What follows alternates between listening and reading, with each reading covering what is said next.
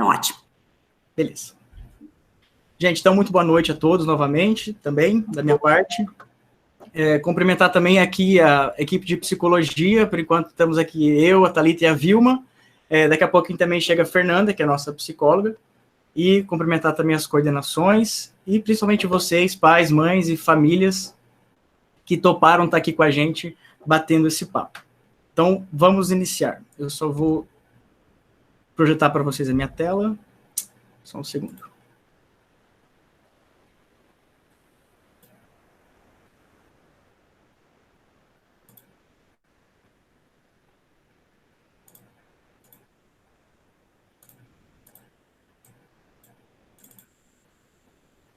Beleza.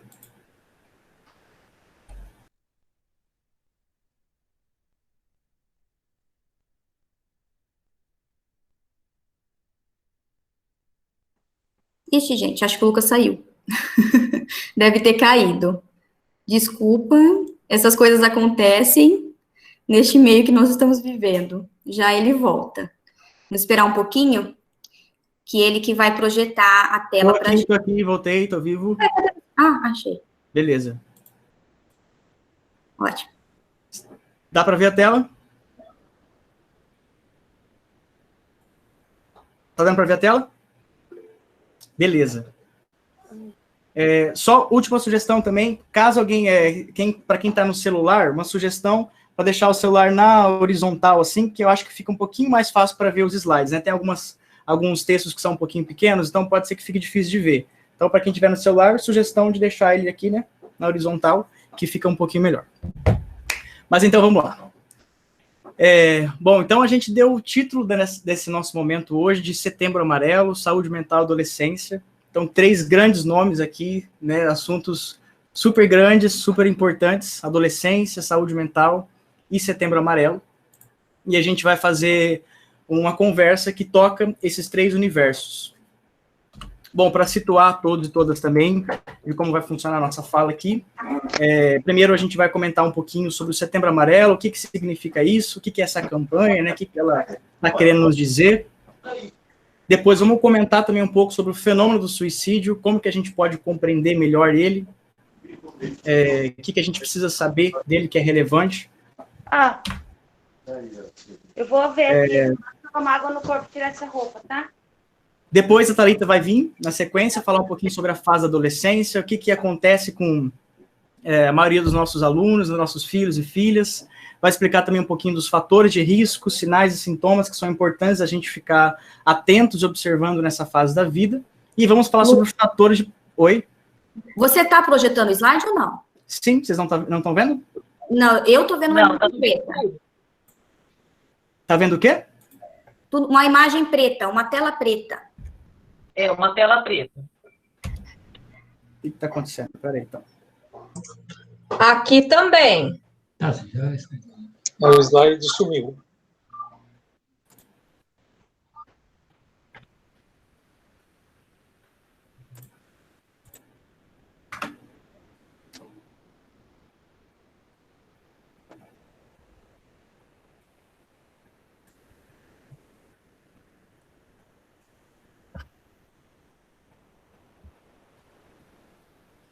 Deu. Saiu. Agora deu. Vamos ver, agora foi. Agora sim. Beleza. Então, novamente, vamos falar um pouquinho sobre o Setembro Amarelo, sobre a compreensão... Agora está aparecendo o slide. Obrigado, beleza. Sobre a compreensão que a gente deve ter sobre o fenômeno do suicídio, fatores de risco, né, o que a gente deve estar atento aos nossos adolescentes. E depois vamos falar mais especificamente das relações parentais, ou seja, a relação dos pais, das famílias com os filhos, como é que a gente pode desenvolver resiliência, desenvolver autoestima dos filhos e desenvolver uma comunicação um pouco melhor. Todos esses são temas importantíssimos quando a gente está falando de saúde mental, certo? E por fim, a gente vai ter um tempo que a gente quer ouvir vocês, queremos bater um papo mesmo, escutar as impressões de vocês, experiências que vocês têm, gostariam de compartilhar, e aí vamos ter uma troca. Então, temos uma fala aqui que eu e a Thalita vamos apresentar alguns pontos e depois essa conversa, nos minutos finais. Bom, então no mês de setembro a gente realiza aqui no Brasil uma campanha chamada Setembro Amarelo, que muitos de nós aqui estamos com a camiseta também, né? E são esses alguns slogans dessa campanha. O Setembro Amarelo aqui no Brasil começou no ano de 2015, mas o dia 10 de setembro, que é amanhã, é comemorado o Dia Mundial do Combate ao Suicídio, né? Então, vários países fazem algumas atividades, celebram diversas atividades para se prevenir o suicídio. Aqui no Brasil, é feito desde 2015 por essas instituições aqui, né? A CVV, o Conselho Federal de Medicina e a Associação Brasileira de Psiquiatria, são as instituições formais, né, responsáveis por essa campanha no Brasil, mas também temos o apoio da Organização Mundial da Saúde a nível internacional. Bom, uma das coisas que essa campanha do Setembro Amarelo vem nos dizer é mostrar a importância de a gente falar sobre esse tema, mostrar que esse tema existe, que não é uma coisa que acontece de vez em quando, isolado, acontece lá, em algum lugar específico. Ela vem nos dizer que esse problema é real, está muito próximo da gente, muito mais próximo do que a gente imagina, e uma forma da gente fazer isso é trazer à tona, trazer clareza para os números, né? A gente não conhece muito alguns números que não são tão divulgados por diversos motivos, mas é importantíssimo a gente saber desse número para saber que a gente está falando de algo que existe, né? Para falar de um problema real. Então, a gente vai começar trazendo alguns desses números para vocês. No mundo, em média, mais de 800 mil pessoas tiram a própria vida todos os anos, e essa é a segunda maior causa de morte entre jovens de 15 a 29 anos. Isso equivale a uma morte a cada 40 segundos no mundo por suicídio, e mais pessoas morrem por suicídio do que por malária, câncer de mama, guerra e homicídios. Então veja que estamos falando de um fenômeno que atinge muitas pessoas. No Brasil também esse número é muito alto, em média 11 mil pessoas tiram a própria vida todos os anos, e essa é a quarta maior causa de morte entre os jovens naquela faixa etária que eu comentei, 15 a 29 anos. Entre os homens, o suicídio é a terceira maior causa de morte, entre as mulheres a oitava maior causa de morte, também de pessoas nessa faixa etária de 15 a 29 anos. Isso equivale a 30 mortes por dia no Brasil, e mais pessoas morrem por suicídio do que por AIDS e câncer no Brasil. Bom, aqui em Maringá, agora, o último número que a gente tem acesso aqui, em 2016, foram 18 mortes notificadas, né, por suicídio, e em 2017, até o meio do ano ali, eram 6 mortes. Bom, então, esses números são altos, mas eles ainda não representam a totalidade do problema. Isso porque a cada pessoa que é atendida no pronto-socorro por tentativa de suicídio, há pelo menos 8 outras 25 pessoas que também estão afetadas pelo comportamento suicida, que a gente chama. Ou, por exemplo, pessoas que tentaram suicídio, mas acabaram que não chegaram nas notificações, pessoas que planejaram o suicídio, e 17 pessoas, pelo menos, para cada uma pessoa, né, que pensam em suicídio. Então, veja, a cada uma pessoa que a gente fica sabendo, há pelo menos outras 25 que estão envolvidas também nesse assunto. Por isso, falar de suicídio, a gente está falando da vida de muitas pessoas, né? Não é só daquelas estatísticas que eu mostrei aqui. Outros dados interessantes para a gente começar a pensar, né, e se questionar um pouco. No Brasil, os homens se matam quase 4 vezes mais do que as mulheres. Isso sobra algumas perguntas para a gente fazer, né? O que está acontecendo com os homens? Como é que os homens estão levando a vida deles? O que eles estão fazendo ou deixando de fazer para eles estarem apelando para a morte tanto assim, né? Mas esse é o dado que a gente queria mais chamar atenção para nós, um dado importantíssimo, e toda a nossa conversa vai se pautar nesse dado. Aqui está divulgado pela CVV, né, que é aquela organização que eu comentei agora há pouco no Brasil, mas também é um dado da Organização Mundial da Saúde, que diz que 90% dos suicídios podem ser prevenidos. 90% é quase todos, né? Então a gente pode se perguntar, como é que a gente pode alcançar esses 90%? O que a gente tem que fazer para que esses 90% sejam alcançados, né? E aí nossa conversa vai se pautar, então, nessa porcentagem, nesses 90%. O primeiro ponto que a gente queria trazer nos perguntando, né, começar nos perguntando como que geralmente a gente compreende alguns comportamentos nossos, dos outros, como que a gente interpreta alguns problemas que nós vivemos, outros vivemos. Então a gente vai começar trazendo isso por situações cotidianas. Por exemplo, imagine que vocês estão lá, caminhando no supermercado, provavelmente aqui antes da pandemia, né, andando pelo supermercado e vocês veem uma criança tirada no chão, gritando, chorando muito, fazendo muito barulho, essa mãe tentando puxar ali ela, ali como está a imagem mais ou menos, né? E um pensamento muito comum que muitos de nós podemos ter é, nossa, que criança fresca, só está fazendo birra, né? A gente se incomoda com aquele barulho que a criança está fazendo e já disse que ela está fazendo birra. Mas aí, esse é o ponto, né? Para a gente pensar, será que é só birra mesmo? Será que faz sentido a gente dar essa interpretação para aquilo que a gente está vivendo? Quem garante que essa não foi uma mãe muito insensível àquela criança, por exemplo, que nunca deu muita atenção às necessidades dela, e a única forma que essa criança conseguiu para chamar a atenção da mãe foi fazendo todo esse barulho, foi chorando muito, porque só assim ela conseguiu que a mãe olhasse para ela, né? Ou então, quem garante que essa mãe não é uma mãe muito autoritária, que coloca exigências muito altas para o filho, ou então que pune bastante o filho, e ele está sempre frustrado porque ele não consegue fazer aquilo que a mãe propõe para ele, né? Ou seja, são só algumas hipóteses, é claro, mas isso para a gente começar a pensar que quem está vendo, a gente aqui com o carrinho do supermercado, a gente só vê uma parte do todo, né? A gente só vê a reação atual, eu vejo o choro da criança, mas eu não sei o que está por trás, né? E é muito perigoso a gente cair no risco de interpretar aquilo de uma forma equivocada. Agora, isso aqui acontece mais na escola, outro exemplo parecido, né? Uma criança lá que corre pela sala, derruba a carteira, não senta na cadeira, melhor dizendo, né? E aqui na imagem, né, tá quase pulando da janela, a professora tem que ir lá cuidar dela. O que a escola muitas vezes pode falar, né? Assim, olha lá o agitadinho, olha lá o ansioso, olha lá o que não para quieto, e a gente rapidamente já dá vários nomes para aquela criança, né? Bom, mas, novamente, vamos fazer hipóteses sobre o outro lado, né? Quem garante que essa criança não vem de um ambiente também com muito pouca atenção, e ela precisou, foi o meio que ela encontrou para chamar a atenção dos adultos, fazer muito barulho, mexer tudo, derrubar a carteira, né? Quem garante que não essa foi a estratégia que ela conseguiu para chamar a atenção dos adultos, né? Ou então, quem garante que essa criança não vem de um ambiente hiperestimulante, que é toda hora com celular, computador, videogame, brinquedo, cachorro, né? E a todo momento ela não consegue ficar parada numa carteira. Enfim, novamente, só hipóteses para a gente ver que existe toda uma história por trás daquilo que a gente está vendo, né?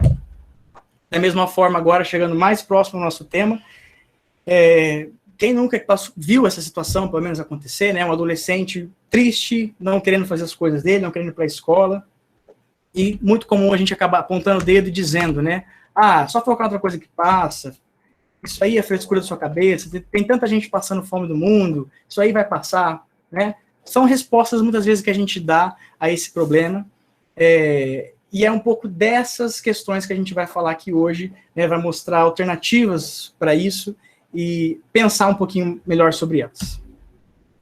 Bom, da mesma forma que a gente cria essas versões simplificadas sobre situações do dia a dia, né, a gente cria uma compreensão, às vezes, muito simples de um problema que nem sempre é tão simples, a gente também acaba fazendo isso com o suicídio, né? A gente vai criando crenças sobre o suicídio que não são muito verdades assim, e é muito importante que a gente reflita sobre essas crenças, esses mitos, porque sustentar eles pode não ajudar no problema, muito pelo contrário, muitos mitos sobre o suicídio até pioram o problema, né? Então a gente trouxe aqui algum desses mitos que às vezes a gente aprende na nossa vida e que seria muito legal se a gente repensasse sobre eles, porque repensando sobre eles a gente pode atingir aqueles 90% que eu comentei agora há pouco. Bom, o primeiro mito que a gente escuta falar muito é: quem quer se matar mesmo não avisa não, vai lá e faz, né? Quem ameaça não se mata não, isso aí é para chamar atenção. Isso não é muito verdade. Na verdade, isso é um mito. Porque quem vai se matar geralmente avisa sim, né? Pode ser que ela não faça diretamente dizendo, vou me matar. Mas ela pode dar outros sinais, outras indiretas. Por exemplo, dizer frases do tipo, minha vida não vale nada, o mundo seria melhor sem mim, se eu não estivesse mais aqui, ninguém sentiria minha falta. Essas são frases que são espécies de aviso para o suicídio. Então, geralmente, uma pessoa avisa sim que não está bem. As pessoas que se ameaçam fazer isso, podem estar procurando ajuda ou apoio. Da mesma forma como a gente pode fazer um paralelo aqui com o exemplo da criança, que agora há pouco eu mencionei. Pode ser que a única forma que essa pessoa conseguiu de chamar a atenção das pessoas foi dizendo algo desse nível, né? Então, muitas vezes, ela está procurando apoio e só conseguiu dessa forma. Outra coisa que a gente também escuta muito é que falar sobre o suicídio pode incentivar o ato. Isso também não é tão verdade. Porque quando uma pessoa decide terminar com a própria vida, essa escolha é fruto de uma série de desencontros, várias decepções, várias desilusões que ocorreram ao longo da vida dela. E a gente convidar essa pessoa a falar sobre o suicídio, muitas vezes pode ser um fator de prevenção, porque ela vai conseguir falar sobre tudo aquilo que estava dentro dela, que estava machucando ela, e ela não conseguiu falar. Né? Muitas pessoas falam que, quando se perguntam para ela, você já pensou em suicídio? A pessoa fala, nossa, ainda bem que você perguntou, porque eu estava aqui pensando nisso toda hora e ninguém me perguntou isso, e eu não conseguia falar disso com ninguém. Né? Da mesma forma, quando a gente fala sobre esse assunto, a gente pode dar tempo para o indivíduo repensar a situação dele, repensar a decisão dele, porque quando a gente fala do suicídio, a gente não fala dele como uma solução para os problemas, a gente não fala como um ato de glória, um ato de redenção, a gente fala como uma consequência muito última, né, muito drástica por uma série de sofrimentos, e apresenta alternativas para isso, né, a gente apresenta formas de compreender o suicídio. Então, se a gente dá esse espaço para as pessoas falarem sobre o tema, a gente não está incentivando, muito pelo contrário, a gente está dando espaço para elas repensarem a decisão, está dando tempo para elas procurarem ajuda e ver o que elas podem fazer na vida delas. Outra frase que a gente escuta muito falar também, muitas vezes, é que suicídio é falta de Deus, falta de vergonha, falta do que fazer. Essas também são interpretações muito simplistas que a gente dá para um problema que não é simples, que é complexo, que tem muitos fatores. E dizer isso não ajuda em nada, muito pelo contrário. Uma frase desse tipo, essa sim pode incentivar o ato, porque a pessoa já está mal por diversos motivos, né? Ela pode pensar assim, poxa, já estou mal, está tudo ruim na minha vida, e nem Deus está dentro de mim. Né? Então, como que essa pessoa vai se sentir? Muito pior, provavelmente. Né? O suicídio é uma maneira de lidar com o sofrimento. E por fazer parte do mundo humano, ninguém está livre de um desfecho dessa ordem, independente de fé, religião, instrução, classe social e gênero. Da mesma forma, também tem pessoas que podem dizer que o suicídio o suicida, né, a pessoa que comete suicídio ou tenta cometer, ele é um doente mental, e toda pessoa que tem depressão pode cometer suicídio. Isso também não é bem verdade, porque o suicídio também, como a gente está dizendo a todo momento, ele tem vários fatores, biológicos, psicológicos, sociais, principalmente sociais e ambientais, né? Nesse sentido, a gente não pode reduzir o suicídio a uma única causa. Ele fez isso por causa disso. Não dá para dizer uma única causa, né? São vários fatores. Também, pessoas que têm algum diagnóstico de transtorno mental, dificilmente não, mas não são todos que cometem suicídio. Não existe essa relação tão lógica assim. Né? Bom, comentado então sobre algum desses mitos, a gente queria trazer uma compreensão, né, uma definição um pouco ampla de como que a gente pode entender esse fenômeno do suicídio. Então eu vou ler aqui, quem puder, por favor, acompanhe comigo. Pensar em suicídio faz parte do mundo humano, é uma forma de lidar com o sofrimento. Pensar sobre a própria morte é algo natural. O suicídio é uma das formas de lidar com o sofrimento, e é um ato radical que expressa dor, desespero, desesperança diante da vida. Quando o sofrimento atinge níveis insuportáveis, a morte muitas vezes se apresenta como única saída capaz de pôr um fim à dor de existir. Nesses momentos, a pessoa inicia uma busca incessante de acabar com o seu sofrimento. Por isso, quem se decide pela morte necessita ser acolhido, escutado e respeitado. Alguém que precisa de ajuda e não de críticas, julgamento ou condenação. Queria chamar a atenção para esse trecho aqui, né? A pessoa inicia uma busca incessante para acabar com o seu sofrimento. E é bem isso, né? A pessoa que tenta o suicídio, na grande maioria das vezes, ela está tentando acabar com o sofrimento dela, não com a vida, né? Mas ela não encontrou outra forma. E a prevenção ao suicídio, a campanha do Setembro Amarelo, é justamente agir nesse ponto, de mostrar formas de lidar com o sofrimento e formas de prevenir o sofrimento. Como estamos dizendo, o suicídio ele não é apenas da ordem psicológica, individual, né? Isso faz toda a diferença a gente pensar isso, porque quando eu entendo que ele não é só uma questão individual, quer dizer que tem uma situação do contexto que eu devo olhar também, para entender como esse contexto está afetando aquela pessoa, né? E nesse contexto eu posso mexer. Entender isso faz toda a diferença. Da mesma forma, não basta a gente ficar também aqui se preocupando em manter as pessoas vivas, né? Só manter um corpo vivo, por si só. Por quê? Diminuir os números não significa que a gente está promovendo vida. Promover vida é fazer com que as pessoas tenham uma vida que vale a pena ser vivida, uma vida digna. E essa nossa tarefa é ainda muito maior. Não basta deixar as pessoas vivas. É fazer as pessoas vivas e uma vida que vale a pena. quando a gente se pergunta esse tipo de coisa, a gente está entrando no terreno, né, da saúde mental. E essas também são perguntas que a gente queria lançar para vocês, para a gente pensando. Qual que é o espaço que o cuidado da saúde mental está tendo na nossa vida? Como estão nossas relações no trabalho, com os colegas, com a nossa comunicação nas relações familiares também. Quando eu tenho um problema, eu consigo comunicar para as pessoas, eu consigo dizer o que eu estou sentindo, eu consigo dizer quando alguém faz algo que eu não gosto, né? Como que a gente está ensinando nossas crianças, né, e nossos adolescentes, para que mundo que a gente está preparando eles? A gente está preparando eles para lidar com adversidades, com frustrações, ou a gente está preparando eles para lidar com um mundo que não existe? Então, essas são perguntas importantes para a gente se fazer quando a gente está falando de saúde mental. Bom, então agora nós vamos focar um pouquinho mais a nossa conversa para esse público tão especial, né, que são os nossos adolescentes, os filhos de vocês, os nossos alunos. O Lucas está falando de uma vida que vale a pena ser vivida. Tá? Então, a nossa discussão a partir de agora é no sentido de tentarmos entender qual que é o nosso papel nisso, como que a gente pode ajudar os adolescentes a lidar com o sofrimento e desenvolver estratégias para a saúde mental deles que possibilitem que eles sintam prazer em estar vivos. É disso que a gente está falando. No fim das contas, Setembro Amarelo é uma campanha não da morte, mas é uma campanha da vida, de falarmos sobre a vida, sobre a beleza que é viver. E como que isso acontece com os adolescentes? Bom, então, em termos de história da humanidade, a adolescência é uma fase recente, tá? Até então não tinha-se noção desse conceito de adolescência, antes ainda nem o de infância. Então, primeiro pensaram na criança, olha, tem uma fase aqui que merece ser olhada de uma forma diferente do que a fase adulta, tá? E depois que criou-se o conceito de infância, percebeu-se ainda que a gente precisava dar uma atenção especial para uma outra fase, que era essa transição. Aquelas pessoas que estavam ali no meio, que não eram nem crianças e ainda não eram adultas. E aí, criou-se a adolescência. Então, a adolescência é uma fase de transição. Não é mais criança, mas também não é adulto. Será que a gente sabe como lidar com eles? Vocês têm adolescentes em casa, e vocês, né, se eu abrisse o microfone aqui para todo mundo falar, cada um ia poder trazer um exemplo de uma situação que vivenciou em que, na infância, um pouco tempo atrás, funcionava com seu filho, e agora não funciona mais.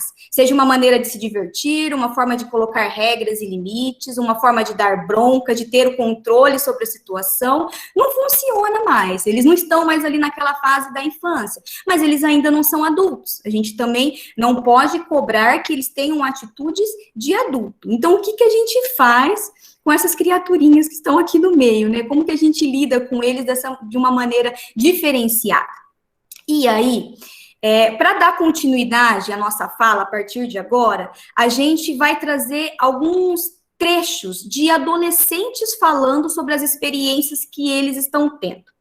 E não é qualquer adolescente, tá? São os nossos adolescentes, são os filhos de vocês, são os nossos alunos. Então, nós pedimos para a professora Mariama, que está aqui presente, na aula dela, desde o 6º à 3ª série do ensino médio, trabalhar com eles sobre ser adolescente. Então, eles discutiram sobre essa temática na aula, e depois eles tinham que escrever sobre isso. E eles produziram muita coisa legal, né? Desde lá do 6º ano, com o jeitinho deles de falar, com as imperfeições da língua portuguesa deles, até a 3ª série do ensino médio, que produziram textos belíssimos que vocês vão ver aqui. Então, a gente leu todos, e com muita, mas muita dificuldade, a gente selecionou alguns trechos desses textos para ir ilustrando cada pedacinho da adolescência que a gente quer abordar com vocês. Para dizer assim, não somos nós que estamos falando, eles estão falando para nós que eles estão passando por isso, né? Então, vamos lá. Pode colocar o primeiro, Lucas. Para ficar mais interativo, como tem vários trechinhos a partir de agora, eu queria convidar vocês, tá? Quando tiver um trechinho dos alunos falando, aqueles que quiserem se sentirem à vontade, desligar o microfone e ler para a gente poder também ir conversando e interagindo e ouvindo a voz de vocês um pouquinho, tá? Fiquem à vontade. Então, nós temos esse primeiro trecho aí. Alguém se habilita? Algum corajoso?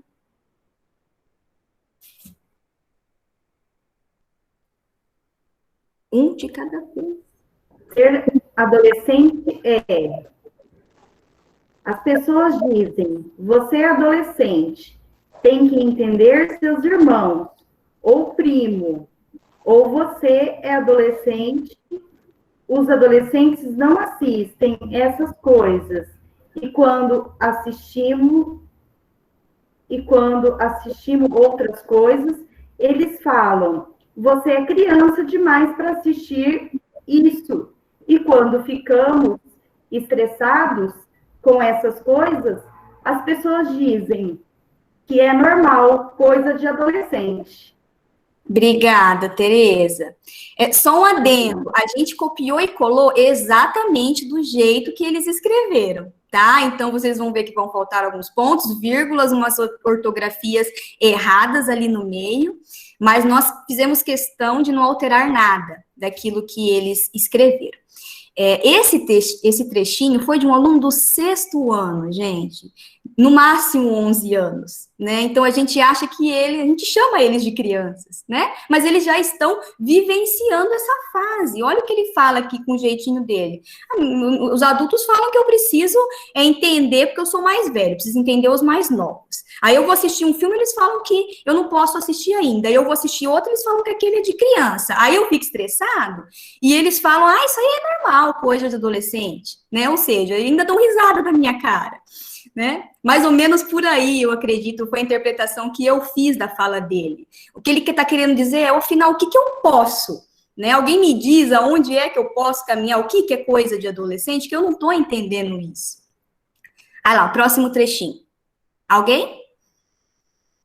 Eu posso ler.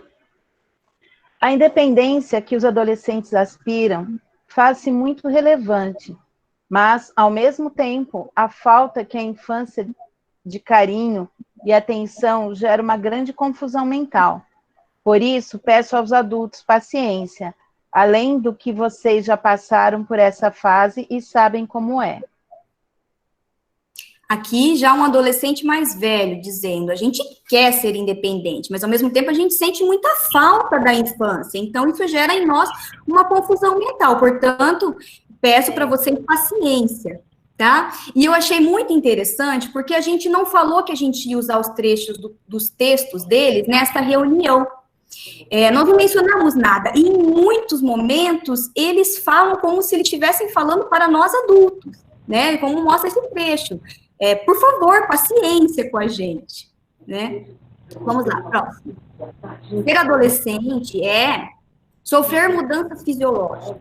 A gente sabe que eles mudam o comportamento, eles mudam o pensamento, eles mudam muitas coisas, mas muitas dessas mudanças são explicadas pelas próprias mudanças fisiológicas que eles estão passando. Tá? Então, acontece um monte de alteração no corpo deles que geram alguns desses comportamentos e desses pensamentos, tá? Então, eles têm uma maior sensibilidade a experiências que geram prazer.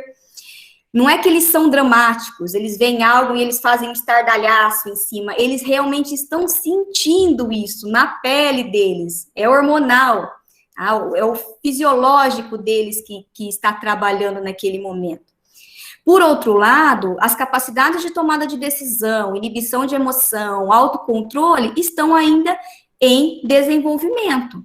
Conforme eles vão tendo experiências, é que esses processos neurológicos vão se consolidando e eles vão adquirindo essas capacidades. Mas isso não está consolidado como a gente tem num cérebro de um adulto. Por isso que é complicado, muitas vezes, a gente compreender o que eles passam.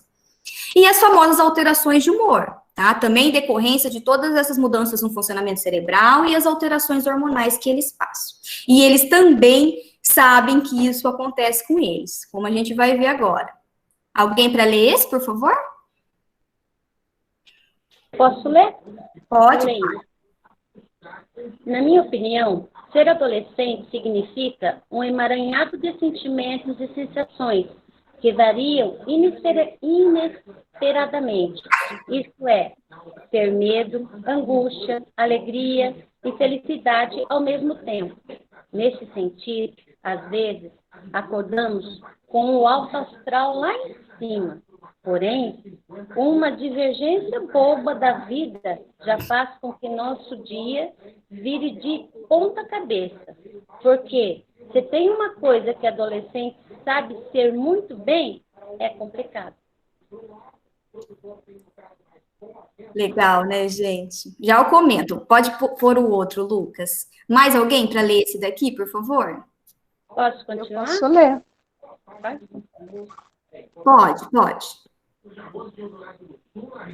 Quem pediu, gente? Eu não vi. Ser adolescente é quando existem mudanças de humor, de amizade, de amor.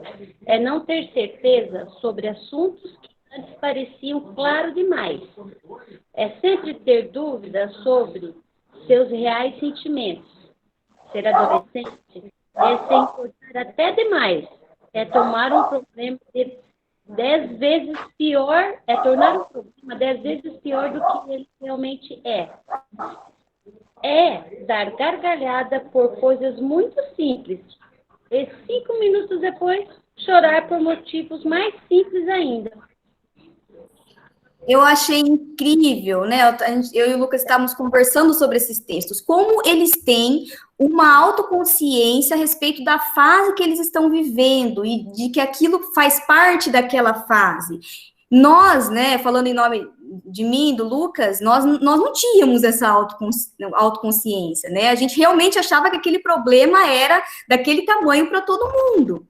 E ele já tem essa compreensão. E isso é muito importante em termos de saúde mental, eles reconhecerem isso, mostra que a gente está no caminho certo na educação socioemocional deles, tá? Então, eles mesmos estão dizendo aqui, né, ó, uma divergência boba da vida, é tornar um problema 10 vezes pior do que ele realmente é. Eles sabem que, sob outro ponto de vista, provavelmente o ponto de vista de um adulto, é um problema 10 vezes menor, né?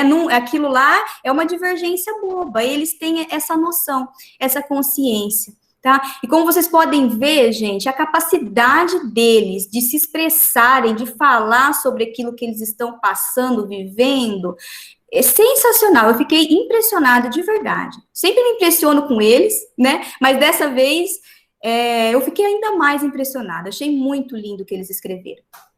Ser adolescente é experimentação, busca de identidade, tá? Então, é aquele momento em que eles se descobrem como uma pessoa única, uma pessoa particular no mundo. Eles não são os pais, eles não são a família, eles são alguém singular. E eles precisam descobrir quem é essa pessoa, do que essa pessoa gosta, quais habilidades que essa pessoa tem, o que essa pessoa procura na vida, quais amigos essa pessoa quer ter, o que essa pessoa quer ser.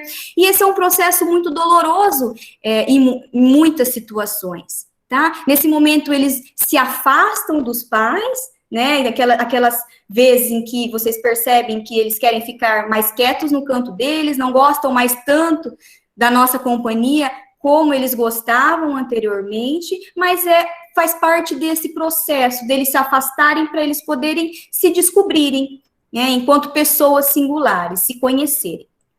E é a fase da experimentação. Para eles se conhecerem, eles precisam experimentar. Então, desde usar uma roupa diferente, que nunca tinha pensado, uma cor diferente, que antes não gostava, né? Até experimentar grupos de amigos, outras atividades extracurriculares, que eles não, esportes diferentes, eles vão experimentando na tentativa de descobrir quem eles são. Aí temos mais um trechinho. Quem pode ler dessa vez, por favor? Eu.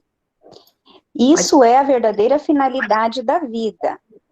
Se descobrir, tem gente que passa a vida ouvindo o mesmo estilo de música, vestindo as mesmas roupas, lendo os mesmos livros, porque ela acredita que esse é o lugar onde ela se encaixa. Já ela nunca se arriscou e saiu desse lugar para se encontrar. É isso que adolescentes precisam, ser eles mesmos, sem medo. Eu achei muito legal que esse aluno ou essa aluna escreveu. Vocês vão perceber em várias frases deles que em muitas eles dão umas catracadas na gente, assim, sabe? Faz a gente refletir sobre algumas coisas, né? Por exemplo, será que a gente não tem sido essa pessoa que esse adolescente descreveu aqui, que perdeu toda a coragem de tentar algo diferente, de fazer algo novo na sua vida, né? Será que muitas vezes a gente não precisa fazer ressurgir ali um pouco daquele espírito adolescente nosso para tentar algo diferente por nós mesmos, né? Falando de nós adultos agora. Muitas vezes a gente precisa ser como eles. Não é, como ele disse aqui, né? É isso que os adolescentes precisam. Acho que todos nós precisamos dessa coragem, nem que seja de vez em quando, para fazer coisas diferentes por nós mesmos. Mais um trechinho. Mais alguém, por favor. Eu posso ler. Muitas vezes somos julgados por gostarmos de um estilo de roupa, mudarmos o cabelo, sexualidade, ou por decidirmos uma profissão menos valorizada do que outra. É uma fase de intensa transformação que deve ser tratada com sua devida importância. Lucas, pode pôr o outro que é bem curtinho, aí a Ediclei já lê também, por favor, Ediclei. Ser adolescente é fazer besteira na busca de tentar descobrir quem eu sou, ter várias primeiras experiências. Obrigada. E é a fase das primeiras experiências, né? A primeira vez que eles vão dormir sozinhos, a primeira vez que eles vão sozinhos no shopping, a primeira vez que eles se apaixonam por alguém, a primeira vez que, de repente, apresentam um trabalho lá na frente de todo mundo. É uma fase de várias primeiras experiências, por isso que é tudo muito intenso também. Ser adolescente é ter necessidade de se sentir parte de um grupo. Isso aqui todo mundo sabe muito bem. Né, a importância que as amizades têm nessa fase da vida. E eu acho, nem vou falar muito, porque eles falam aqui por eles mesmos. Mais alguém, por favor, para ler esse?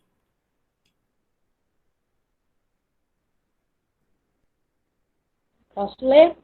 Pode, por favor. Ter necessidade de se sentir parte de um grupo. Ser adolescente é chato, pois tem muitas coisas surgindo que precisamos dar conta. Mas que, por outro lado, é legal. Criamos amigos que frequentemente são os que vamos levar para a vida toda. Ainda mais os amigos do ensino médio. Ai, que legal. Obrigada. Lucas, pode pôr a próxima. Alguém pode ler esse, gente? Posso continuar? Pode, Adelaide. Ser adolescente é chato. Ah, não, já fez. O de baixo, aí, ó. Ser adolescente é ser praticamente dependente dos seus amigos. Amar, passar o tempo demais com eles. Dar muita risada, zoar muito, fazer muita besteira, chorar com eles e confiar muito neles também. A gente ouviu de uma adolescente, né, Lucas, esses dias. Os pais precisam entender que que os amigos não são importantes para a gente, não é isso. Eles são essenciais, eles são parte da gente, né? É essa fase em que as amizades se elevam. Eles colocam os amigos lá no topo da pirâmide deles, porque é com os amigos que eles vão ter aquelas várias primeiras experiências que a gente comentou. E por isso também que esse momento de isolamento está sendo tão difícil para eles e merece a nossa compreensão. Eles estão sendo privados desse convívio com os amigos, que é algo essencial para eles. Pode ser que para nós adultos não seja mais o mais importante, tá? Mas para os adolescentes é.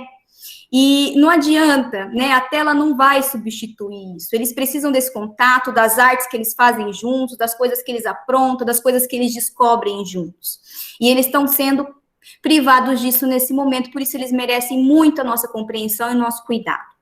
Por fim... Estão perdendo o conhecimento de mundo, né? As experiências, as vivências, as trocas, né? Sim, isso mesmo, né? Tá tudo parado, O nível de experiência que eles têm em casa é infinitamente menor do que eles têm quando eles podem fazer as atividades deles normalmente, né? É isso A maioria é escolhido pela gente, né? Sim, a gente precisa acolher. Isso.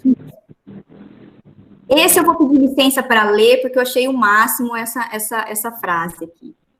Adolescente é melodramático, exagerado e, acima de tudo, barulhento, mas fazemos a diferença. Então, para mim, ser adolescente é ser a revolução. Gente, eu fiquei tão abismada com o que eles escreveram que eu joguei vários no Google para ver se eles não tinham copiado de algum lugar, sabe? E eles não tinham copiado, não achei. Então, não foi plágio, eles realmente tiraram daquilo que eles estão vivendo. E eu achei tão forte essa frase. Para mim, ser adolescente é ser a revolução. E eu fiquei tão feliz porque eu sei que essa revolução que os nossos alunos querem não é aquela revolução do diferente pelo diferente. Ah, quero ser o diferentão porque pronto. É aquele diferente que quer fazer a diferença no mundo, que tem uma autocrítica, que tem uma consciência de sociedade, que se importa com as pessoas e que quer revolucionar para o bem. Tá? Então, que bom que eles estão sentindo tudo isso, eles estão expressando, e a gente tem eles aqui com a gente para ajudá-los a conduzir. Aí, eu perguntei, essas falas, eu quis trazer algumas falas, a maioria daquelas falas foi do ensino médio, tá? E eu trouxe alguns balãozinhos de falas bem curtas, só para vocês verem um pouquinho do que o sexto e sétimo ano produziu. Então, para eles, a gente perguntou quais eram os desafios que o adolescente enfrenta hoje em dia. Tá? Lucas, coloca os 3 balõezinhos já, que daí uma pessoa que for ler pode ler os 3 de uma vez, por favor. Quem pode ler, gente?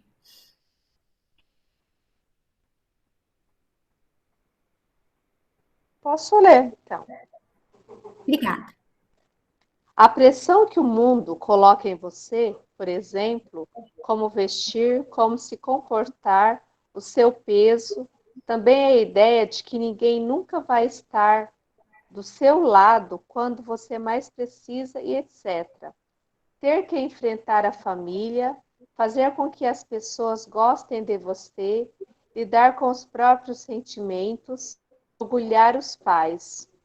Eu acho que é meio triste quando os pais acham que nós queremos o mundo, quando, na verdade, nós só queremos conversar. Conversa.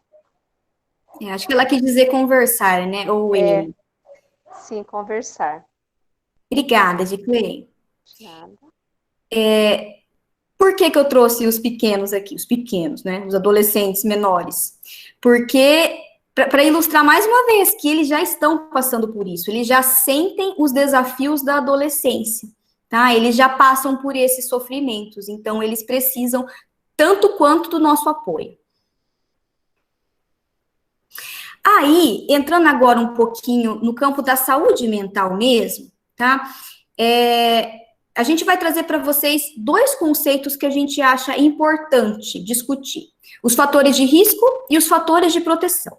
Os fatores de risco são tudo aquilo que acontece, no ambiente, que pode acontecer, que pode levar a um sofrimento intenso e uma possível pensamento, tentativa ou até um suicídio efetivo, tá? E então nós vamos falar dos fatores de risco específicos para os adolescentes. Quais podem ser eles? O bullying, a sexualidade, pressão por desempenho escolar, rejeição amorosa, dificuldades materiais, extrema vergonha e tristeza, dificuldade no relacionamento com os pais, consumo de álcool e drogas e excesso de tempo nas telas, tá?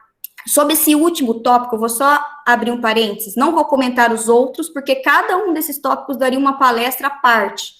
E a gente teve que selecionar muito bem ali para poder caber nessa nossa reunião aquilo que a gente julgava mais importante. Mas sobre o excesso de tempo nas telas, eu só queria comentar a importância disso, tá? Por que passar muito tempo na frente de uma tela entra como fator de risco? Em primeiro lugar, porque quando eles estão em frente à tela, eles não estão em outros contextos, eles não têm a oportunidade de desenvolver outras habilidades, né? Lembra que a gente falou da adolescência até agora, de todas as características da adolescência. Eles precisam de experimentação, eles precisam estar com os amigos, eles precisam ser expostos a situações aversivas muitas vezes, tá? E se eles estão na frente da tela, eles não estão tendo acesso a tudo isso, tá? Eles não estão conseguindo desenvolver um repertório de resolução de problemas. Por outro lado, a gente sabe de todos os perigos da internet. Eu e o Lucas estávamos assistindo uma palestra esses dias e a palestrante falava assim: você deixaria o seu filho sozinho na Praça da Sé, em São Paulo? Não, né? Então, por que que a gente deixa eles sem supervisão na internet? É muito arriscado, né? Assim, é uma pegadinha, porque eles estão ali sentados no sofá na nossa frente, eles estão dentro de casa, eles deveriam estar seguros. Mas a gente sabe que pelo computador eles têm acesso a um monte de mundos diferentes e a pessoas de diversos tipos. Então a gente precisa sim supervisionar o que eles assistem, as pessoas com quem eles conversam na internet, os youtubers, o conteúdo daquilo que eles estão vendo ali nos vídeos, porque tudo isso vai influenciar na pessoa que eles estão se tornando, tá? Então, esse cuidado especial. E agora, quais são os sinais e sintomas que, se um adolescente apresentar, a gente precisa estar atento, buscar entender o que está acontecendo e, se for preciso, buscar ajuda profissional? Vamos lá. Isolamento social.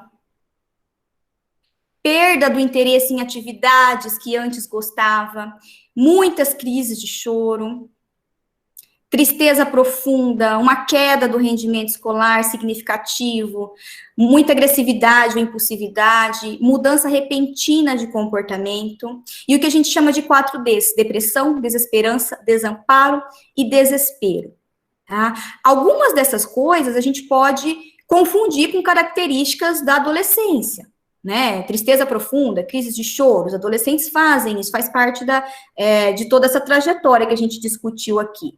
Mas a gente precisa entender o nível que isso está acontecendo, o quanto isso tem ficado intenso, o quanto isso tem percorrido ao longo do tempo, para a gente ir tentar medindo o que é ali da fase, o que é saudável e o que não é. O que eles estão precisando da nossa ajuda e, de repente, de uma ajuda profissional para conseguir lidar.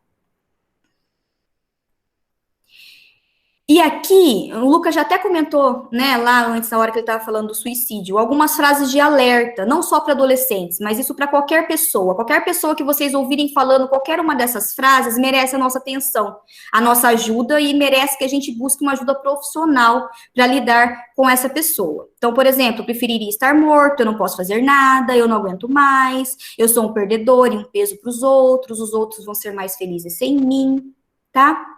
Aqueles sinaizinhos que o Lucas estava falando lá, que podem indicar que eles estão pensando sobre suicídio. E agora os fatores de proteção. Então, os fatores de risco é tudo aquilo que acontece no ambiente que pode gerar um sofrimento intenso. Isso, por outro lado, os fatores de proteção é tudo que acontece no ambiente, é tudo que o ambiente provê. Só um pouquinho, deixa eu liberar aqui um acesso. Aí. Tudo que o ambiente provê que diminui as chances desse adolescente não saber lidar com o sofrimento deles, tudo aquilo que protege a saúde mental dos adolescentes. Então, são muitos os fatores de proteção, mas a gente vai focar de uma forma mais específica naqueles que a família pode cuidar, e dentro do que a família pode cuidar, nós elegemos 3 tópicos, porque são vários, tá? Mas nós elegemos 3 que a gente achou que cabia melhor aqui hoje. Então, mais uma fala deles, mostrando, assim, a importância que eles mesmos estão reconhecendo no papel de vocês enquanto pais para ajudá-los a conduzi-los nesse caminho.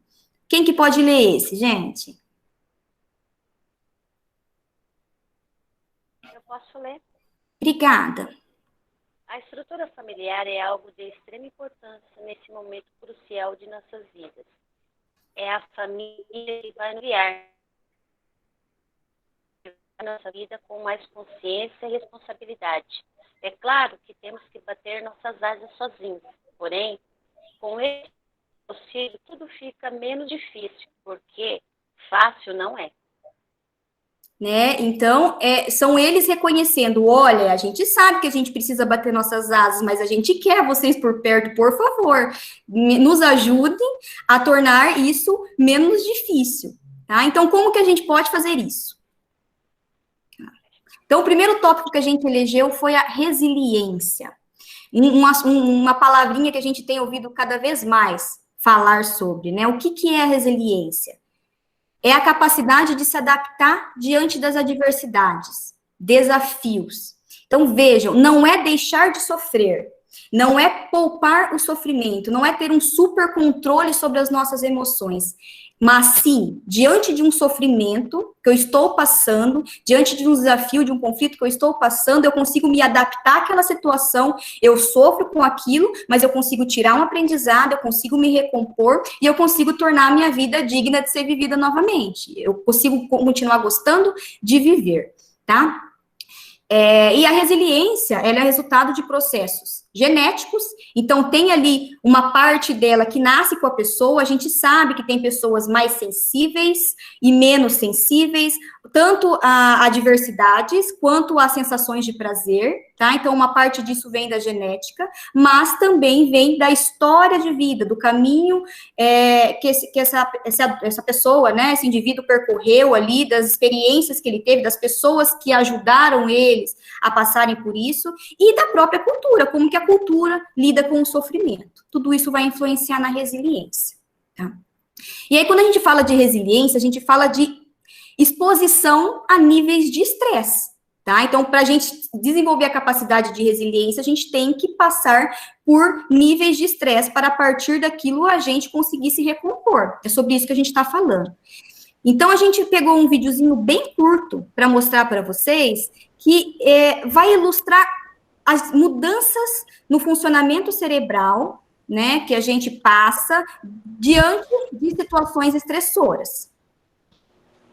Vamos lá, vamos assistir.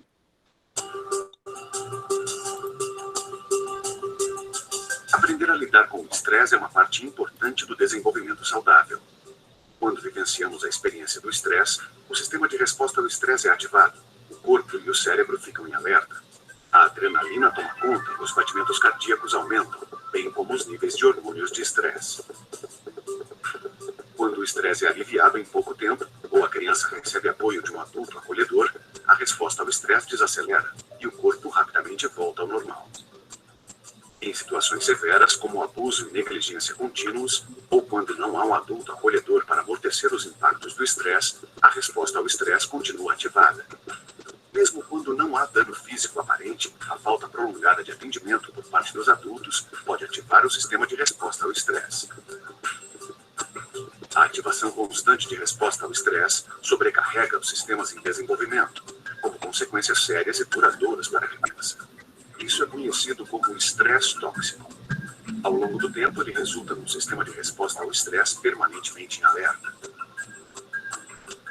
Nas áreas do cérebro dedicadas à aprendizagem e ao raciocínio, as neuroconexões que formam a arquitetura do cérebro são mais fracas e em menor quantidade. A ciência mostra que a ativação prolongada dos hormônios de estresse na primeira infância pode reduzir o número de conexões neuronais nessas regiões importantes do cérebro, num período em que as crianças deveriam estar desenvolvendo conexões novas. O estresse tóxico pode ser evitado se assegurarmos que os ambientes nos quais as crianças crescem e se desenvolvem são acolhedores, estáveis e estimulantes.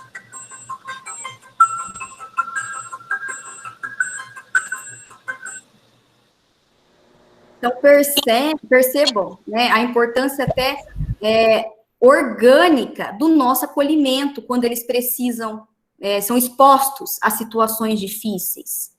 Então, a gente tem ali 3 tipos de estresse, né, dentro dessa definição. O que a gente chama de estresse positivo, que poderia ser o quê? Uma preparação para uma prova, uma apresentação, ou a resolução de um problema compatível com as habilidades desenvolvidas, ou seja, algo que ele já fez, já conseguiu resolver anteriormente, ele está fazendo de novo, ou levemente mais desafiador, que esteja ali um pouquinho acima do que ele já conseguiu antes. E que gerem aumentos breves na frequência cardíaca e elevações leves nos níveis dos hormônios de estresse. O estresse tolerável são eventos estressores graves, mais temporários, tá? Então, tem um evento estressor que é grave, que é significativo, mas é temporário, passou. Ou que são minimizados, estressores graves, mas que conseguem ser minimizados por situações de acolhimento e suporte dos adultos, que foi o que o vídeo mostrou, né? Vocês viram. Quando está passando por uma situação de estresse e tem acolhimento, o nível de estresse corporal, todos aqueles processos que o corpo está passando, automaticamente reduz a importância da gente estar por perto, tá? E o estresse tóxico, que foi o foco do vídeo, na verdade, né? Que pode ser uma violência verbal, física ou emocional por pessoas próximas, ou eles testemunharem algum tipo de violência, uma ativação prolongada dos sistemas de resposta ao estresse. Então, eles estão passando por isso repetidamente, tá? Várias vezes, aquilo não acaba, e ainda eles não têm apoio de nenhum adulto acolhedor, ou encontrabilidade, vulnerabilidade e a psicopatologia. Aí está relacionado à área da psicopatologia. Por que a gente está falando disso para vocês? Né? Porque na nossa tentativa de protegê-los, e eu tenho um filho, eu sei que é muito ruim a gente vê-los sofrendo, a gente vê-los em sofrimento, a gente vê-los tristes ou passando por um momento de raiva ou serem injustiçados, é ruim para nós, mas a gente precisa entender que são situações importantes para o desenvolvimento deles. Tá? Então, se a gente ficar ali no âmbito do estresse positivo e até do tolerável, que é aquele estresse grave que a gente está ali acolhendo, dando apoio, dando suporte, eles têm a condição de desenvolver capacidade de resolução de conflitos e desenvolver, em consequência, a capacidade de resiliência. Tá? Esse é o problema da superproteção que a gente escuta falar por aí muitas vezes. A gente priva de que eles tenham experiências de sofrimento, mas sofrimentos leves, tá? Que são importantes para o desenvolvimento de inúmeras habilidades e vão trabalhar a favor, sim, da saúde mental deles. Por isso que a resiliência é um grande fator de proteção, para os adolescentes principalmente.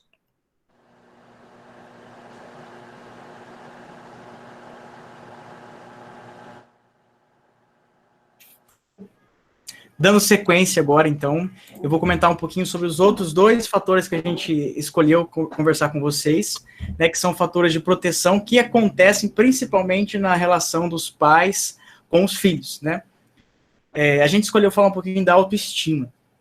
O que é autoestima? Autoestima é aquele sentimento, né, um sentimento relacionado com a sensação de liberdade, de capacidade, de me sentir capaz de fazer alguma coisa, sentir que eu consigo realizar alguma coisa, a capacidade de tomar iniciativa, de vencer desafios e ter amor próprio, né? A gente fala bastante isso. Quem tem uma boa autoestima gosta muito de si, se valoriza, procura coisas situações e pessoas que fazem ela se sentir valorizada também. Né? Pelo contrário, pessoas que têm uma baixa autoestima, a gente diz que ela não se gosta, não se cuida, ela não procura por relações saudáveis e por coisas saudáveis. Né? Então, a autoestima é esse sentimento relacionado com o amor próprio, o quanto eu me sinto valorizado, o quanto eu acho que eu sou capaz. O X da questão é que a autoestima ela é socialmente construída. O que isso quer dizer? Quer dizer que ninguém nasce com uma boa autoestima ou ninguém nasce com uma baixa autoestima. Ela é construída ao longo da vida das pessoas, ela é construída no mundo social, de acordo com as experiências que cada pessoa passa, eu vou desenvolver uma boa ou uma baixa autoestima. E como vocês, né, família, fazem muito parte do mundo social dos adolescentes, vocês têm muita capacidade, muita influência no desenvolvimento de uma boa autoestima dos adolescentes. Né? Por isso que a gente escolheu esse tema, que uma pessoa com uma boa autoestima, ela também tem mais facilidade de resolver a resiliência, que a Thalita comentou, também tem facilidade de resolver as adversidades da vida dela. Bom, e como então a gente faz para desenvolver a autoestima nos adolescentes, nos nossos filhos? A gente desenvolve a autoestima das adolescentes toda vez que eu gratifico, que eu reconheço, que eu valorizo, que eu elogio. Então é assim, parece até simples, né? Eu aumento minha autoestima quando me sinto gratificado, reconhecido, valorizado, elogiado. No entanto, isso independente do que eu faço. É quando eu me sinto assim pela pessoa que eu sou e não pelo que eu faço, né? E agora, com uma linguagem até mais simples ainda, né? Eu desenvolvo a autoestima quando eu demonstro afeto e amor, independente do que meu filho e minha filha faz. Né? Mesmo que ele fez uma bagunça, mesmo que ele tirou nota baixa, mesmo que ele fez uma coisa errada, quebrou as regras da casa, se ainda assim eu consigo demonstrar afeto e amor por ele, independente do que ele faz, então eu estou desenvolvendo uma boa autoestima dele. Um exemplo, imagina que a criança chega com uma nota alta para o pai, né? E o pai diz assim, as notas do seu boletim estão boas. Não é a mesma coisa do que dizer, você me deixou muito feliz com essas notas. Olha, ele colocou um sujeito naquele ato, né? Ele valorizou, você fez isso, você me deixou feliz com as suas notas. Ou então a criança que foi lá pela primeira vez, subiu na mangueira e pegou uma manga. Uma coisa é a gente dizer, essa manga tá boa, hein? Outra coisa é dizer, que mangas gostosas que você conseguiu pegar na mangueira. Então, olha aqui, eu estou colocando um sujeito na frase, eu estou valorizando a pessoa. Mas, ao mesmo tempo, esses dois exemplos aqui foram realizações que a criança fez, né? Aqui é criança, mas isso vale para adolescente também, tá, gente?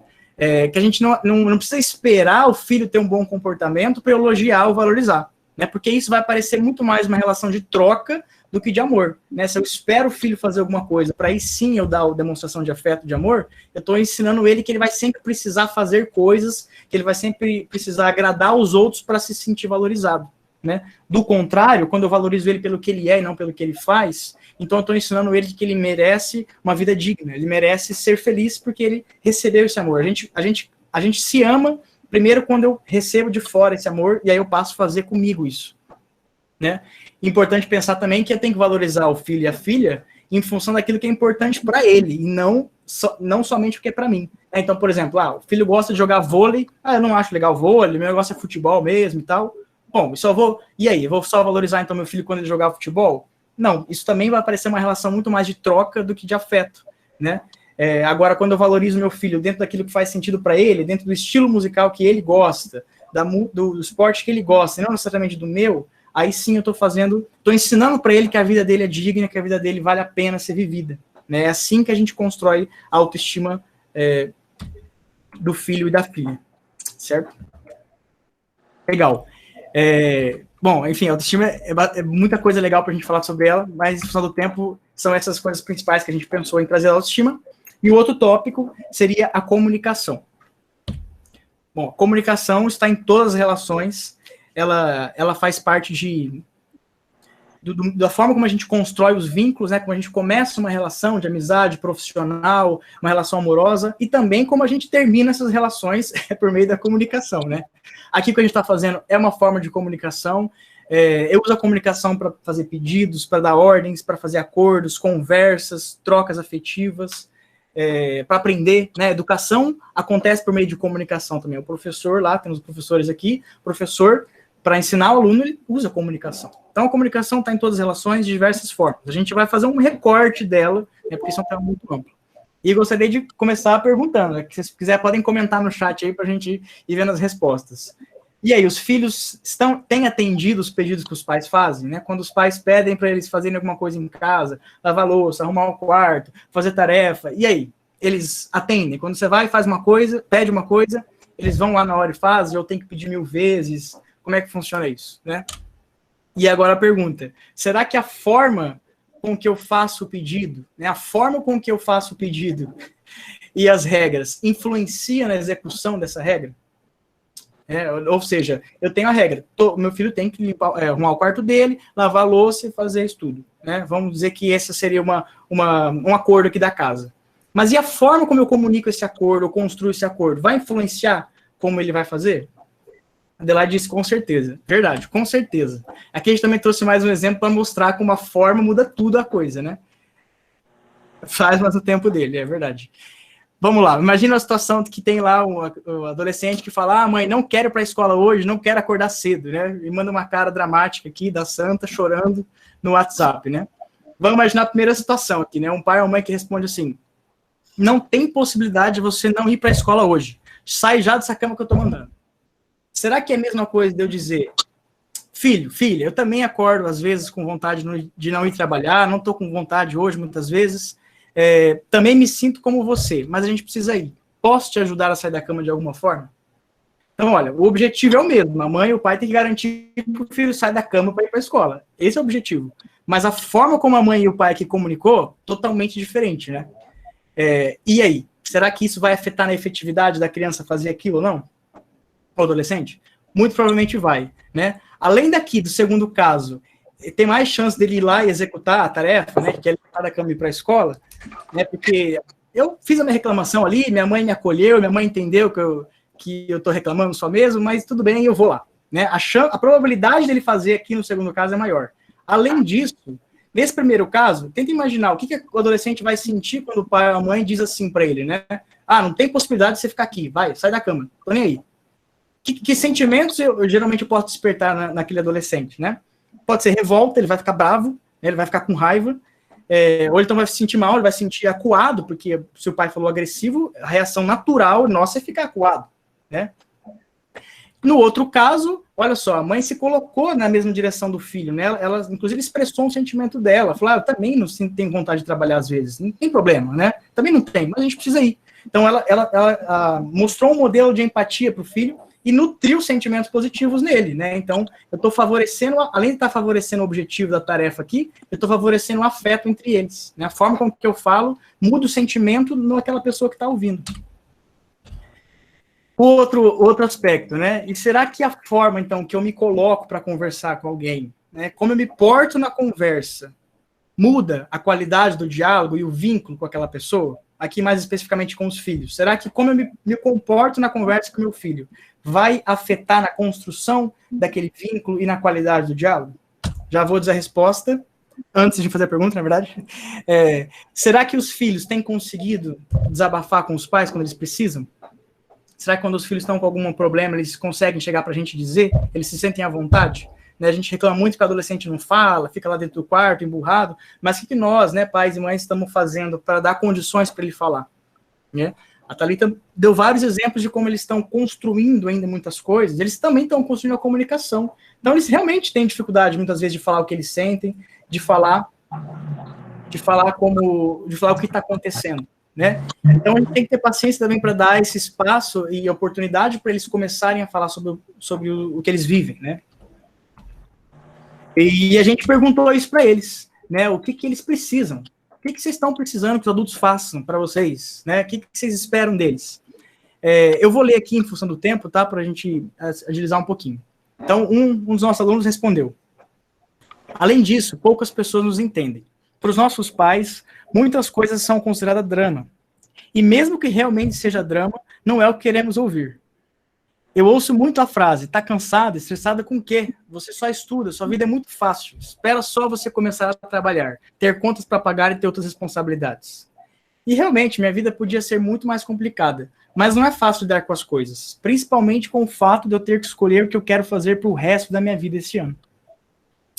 O que será que a gente provoca no adolescente quando eu falo isso para ele, né? Falo, tá cansado com o quê? Você só estuda, não faz nada.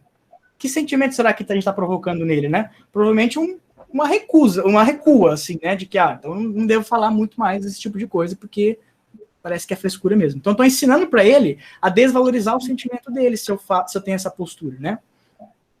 E olha só, aqui provavelmente é uma aluna do ensino médio, né? Falou que tem que escolher a profissão aqui para o resto da vida. Exatamente, Maria Dite disse, a gente desperta angústia no filho, né? Quando a gente tem essa postura de não ouvir o que ele está dizendo, mesmo que para a gente pareça um problema simples. E é importante, a gente também sempre fala, né? Ele está falando em outro momento, que cada pessoa tem uma régua do sentimento dentro de si, né? E a régua do sentimento do adolescente é muito diferente do nosso. Então, para a gente, pode parecer simples falar, profissão, escolher a profissão. Hoje em dia não é mais assim, a gente muda muitas vezes, o mundo não é mais o mesmo e tal. Para a gente pode ser fácil lidar com escolher uma profissão. Para eles, não. Né? A regra do sentimento deles é diferente da nossa. Então, vai ser muito intenso esse momento que eles estão vivendo mesmo. Outro aluno respondeu: se eu fosse explicar para a sociedade o que um adolescente precisa, eu diria apenas 2 palavras: compreensão e apoio. Essa tiver até maiúsculo, então, compreensão e apoio. Isso porque a sociedade precisa compreender que estamos apenas nos descobrindo e que não somos perfeitos e entendemos de tudo, como eles acham que é. Nós temos nossos momentos, nossas dificuldades. Acredito também que nós, adolescentes, precisamos de muito apoio, tanto o apoio familiar quanto da sociedade. O apoio na adolescência nos deixa mais seguros e nos mostra que estamos preparados para as coisas. Por isso, creio que a sociedade tem que apoiar as escolhas, os desejos, os gostos do adolescente, e não julgá-los. A gente tem que quebrar um pouquinho aquele pé atrás que a gente sempre costuma dizer que, nossa, a adolescência está perdida, o mundo está perdido. não é bem assim, né, gente? Depende do que a gente faz, né? A Thalita falou muito bem isso. Eles vão experimentar coisas mesmos, né? Mas é o que eles encontram em casa quando eles voltam, naquela primeira festa que eles foram, que vai contar muito mais do que a festa, né? É o acolhimento que eles têm em casa quando eles chegam da festa que vai ser mais determinante do que a festa em si, né? Então, para a gente tirar um pouco esses mitos também que a gente fala da adolescência, que eles estão tudo perdido e que vão fazer coisa errada, não é bem assim, né? Tem muita coisa que a gente pode fazer que a gente às vezes não faz, que protege isso. E aqui a gente também perguntou para os mais novos, né? Principalmente pensando agora no diálogo. O que você gostaria, o que te ajudar, né? O que te ajudaria quando você estivesse passando por algum sofrimento, né? O que eles estão dizendo na concepção deles? Um deles disse: tentasse ao menos me entender e pensar sobre o porquê daquilo estar acontecendo. Tudo tem um motivo, não? Então, só da pessoa pensar e me entender já ajuda demais. O outro diz: que pelo menos ouvisse o que eu tivesse para dizer. E o outro: eu gostaria de ser ajudada com eu vou ficar do seu lado. Eu estou aqui para o que você precisar. Ou simplesmente me ouvir e realmente me escutar. Então, é o que eles estão pedindo. Eles não estão pedindo respostas prontas, não estão pedindo nada que seja nada material, né? Nada que seja tão difícil a gente fazer. Eles querem ser ouvidos, né? Então, se eles querem ser ouvidos, por que a gente não pode dar esse ouvido para eles? E a gente perguntou também o que muitas vezes os adultos fazem que não ajuda eles, né? Que atrapalham eles. O que a gente faz, às vezes, sem querer, que acaba atrapalhando o sofrimento deles. Eles disseram: falar que estamos exagerando, achar que ela tem um problema maior e que nós estamos sentindo, o que nós estamos sentindo é bobagem. Julgar, falar que é bobeira, falta de cinta e etc. Uma coisa que as pessoas fazem é reparar sempre no que eu fiz de errado e não no que eu acertei. Não precisa citar outros 100.001 defeitos que eu tenho e que eu já sei que tenho e que causa muito baixa autoestima. Bom, então essas são percepções deles, né, que já dão dicas para a gente do que a gente pode fazer para que a gente faça eles terem vidas melhores e que favoreça o vínculo entre nós com eles, né? Que esse também é o nosso grande objetivo. E aqui, para finalizando, a gente encontrou esse quadro muito legal, que faz uma espécie de resumo, de síntese de como a gente pode se comportar com os filhos e filhas adolescentes, né? Esse aqui é um pouquinho mais voltado para conversar com uma pessoa que está em ideação suicida, mas não vale só para isso, vale para qualquer pessoa, né? Em qualquer situação, principalmente situação de sofrimento. Então, o que a gente pode fazer aqui nesse quadro da esquerda, né? Primeiro, observar os sinais, né? Os sinais que a Thalita falou agora há pouco, os sinais que fatores de risco, né? Sinais que chamam a nossa atenção, aqueles 4 Ds, né? Desespero, desesperança, depressão, eu esqueci. Desamparo. Isso, desamparo, exatamente. Então, prestar atenção nesses sinais, perguntar, né? Muitas vezes a gente não sabe a resposta, e não precisa saber a resposta pronta, não precisa dar um conselho pronto, né? Eles não estão pedindo por isso. Eles estão pedindo que nós interessemos por ele. Então, perguntas, né? Perguntas sempre pode ajudar. Perguntar, tipo, o que está acontecendo com você? O que você está sentindo? Quando começou isso? O que você acha que pode ser? Perguntas, né? Pergunta não vai fazer mal. É ampliar o discurso dele, né? Com perguntas a gente ajuda ele a compreender melhor o que está acontecendo. E aí, disposto a ouvir o que ele vai dizer, né? Ouvir com atenção, com interesse, sem criticar nem julgar. Muitas vezes o adolescente pode estar contando um problema que a gente sabe que isso aí vai passar, tá tranquilo, e de fato vai acontecer isso mesmo, né? Mas demonstrar o interesse, exatamente, e demonstrar o interesse é muito valioso para eles, né? Mais até do que dar uma resposta pronta. E aí sim oferecer ajuda, né? Filha, o que eu posso fazer para te ajudar? Né? E aí sim, em alguns casos, buscar ajuda especializada, profissional, também é pai e mãe que são responsáveis por isso, né? E aí, do outro lado, o que não fazer? O que não funciona na conversa com os filhos? O que piora o diálogo e o que piora o vínculo? É praticamente o oposto, né? Julgar ou criticar. Dizer frases muito simplistas, né? Do tipo, isso é fraqueza, isso é loucura. Você tá pensando em se matar por isso? Já passei por coisa bem pior, não fiz besteira, né? Quando eu minimizo o sofrimento dele. Ou quando eu emito opiniões muito também simplistas, né? Para um problema que muitas vezes não é. Tipo, filho, isso é falta de Deus, isso é falta de vergonha, é falta do que fazer, você está falando isso para chamar atenção. E não só para ele, né? Quando às vezes eu estou comentando de alguém, de algum parente, de algum amigo, e eu falo isso, né? Isso, fulano está fazendo isso porque está com falta de vergonha na cara.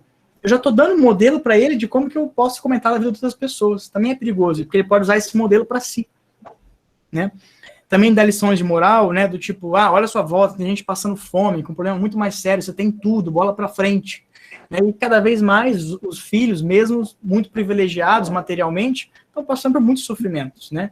E é super importante que a gente realmente desenvolva essa consciência coletiva, essa empatia, principalmente pelos que mais necessitam, mas não é dando lição de moral que eu vou desenvolver esse senso crítico e essa solidariedade pelas pessoas, né? A gente preza também na escola por desenvolver essa sensibilidade, a solidariedade, mas não é dando lição de moral que eu vou fazer isso, né? São outros caminhos. E também injeção de ânimo, né? Tipo, tire sua cabeça, bola para frente, pensamento positivo, a vida é bela, né? Pintar um mundo de Disney que a gente sabe que não existe, e eles também sabem muito bem já que não existe isso, né? Ficar contando para eles uma historinha do mundo que não existe também não dá certo. Bom, gente, finalizando, então, são muitos aspectos importantes que a gente teve que resumir, mas a gente queria fazer uma propaganda aqui saudável. Na quarentena, a equipe de psicologia, estamos acho que todos os 4 aqui agora, a gente desenvolveu o canal no YouTube e que a gente postou vários conteúdos voltados aos pais e conteúdos para todos, desde educação infantil, a Fer colocou várias coisas lá, a Vilma também, Fundamental 1, e eu, Thalita, Fundamental 2 e médio. Então, vocês podem entrar lá, para quem ainda não conhece, talvez muitos já viram. E temos aqui no nosso, especificamente, vídeos que a gente fala sobre vários temas como esses que a gente falou, de maneira mais aprofundada, com vários exemplos. Então, a gente convida quem ainda não viu de assistir lá, tá? Por favor. A gente não consegue encontrar o canal só jogando na pesquisa, porque é um canal que está fechado, mas acredito que todos receberam o link já para o WhatsApp para acessar esse canal. Caso alguém não consiga, é só pedir para a gente lá que a gente consegue. Que legal, Meredith. Obrigado.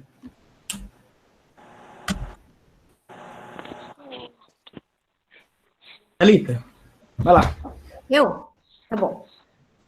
Para finalizar, um trechinho de um texto de uma aluna que a gente encontrou e achamos que cabia bem para encerrar essa nossa fala aqui, né? Se a adolescência tivesse um manual de instrução e eu tivesse que explicar o que um adolescente precisa, acredito que na primeira página teria: tenha calma, paciência, ignore as birras momentâneas, mas não se esqueça, adolescente precisa de carinho, amor, atenção, ajuda e, acima de tudo, conselhos. Afinal, ele ainda não sabe o que pode encarar em sua jornada. E uma conversa com uma pessoa experiente é fundamental para esclarecer as trilhões de dúvidas que permeiam sua mente ainda em desenvolvimento. Por isso, aquelas conversas com a avó no fim de tarde e as histórias malucas de nossos pais são preciosas para a construção de nosso intelecto e nos ajudam a ter uma adolescência que, mesmo com erros e tombos, nos proporcionam lições para deixá-la saudável e feliz. Gente, eu não sei o que vocês sentem, né, ouvindo isso, mas a gente ficou encantado de ver, de novo, tô falando de novo porque eu babo mesmo, tá? De ver as coisas que eles produziram, as coisas que eles escreveram, o tanto de afeto, de sentimento que eles colocaram nessas escritas. E nem valia nota, né? Então, eles quiseram escrever, assim, de coração, daquilo que eles vivem mesmo, né? Queria aproveitar, então, né, isso aqui, esses textos, essas expressões, são resultados de alguém, de alunos que estão sendo muito bem criados, muito bem estimulados, que têm um pensamento crítico, que sabem ser solidários e que é responsabilidade nossa, boa parte disso, né? Vocês, famílias, e nós, escolas. Então, aproveitar para parabenizar vocês, pais, que estão construindo esses indivíduos, né, esses adolescentes e professores que estão aqui presentes, que naqueles momentos de discussão, nos momentos em que vocês permitem que eles falem mesmo, que eles se expressem, que eles emitam as opiniões deles, vocês também constroem isso neles, que é tão importante. E as coordenações por sempre apoiar todas essas coisas, né? Tanto os vínculos com vocês, famílias, quanto as atividades que os professores propõem. Então, um grande parabéns tá? Para finalizar essa nossa primeira parte, para todos nós que estamos construindo isso mesmo. Obrigada. Não, meu Deus. Então, agora, né, a nossa parte, sei que já são 8h30, então aqueles que têm compromisso, que estão comprometidos aí com as atividades da casa, se quiserem se retirar, muito obrigada mais uma vez pela presença de todo mundo, tá? Pela participação, por terem topado estar aqui com a gente se coloca à disposição sempre para conversar com vocês, mas a gente queria abrir um espacinho também para vocês falarem, tá? Se vocês quiserem tirar alguma dúvida, fazer algum comentário, vocês pais, professores também, coordenações, Ana Tereza, se alguém quiser falar alguma coisa, fica aberto agora o espaço para vocês.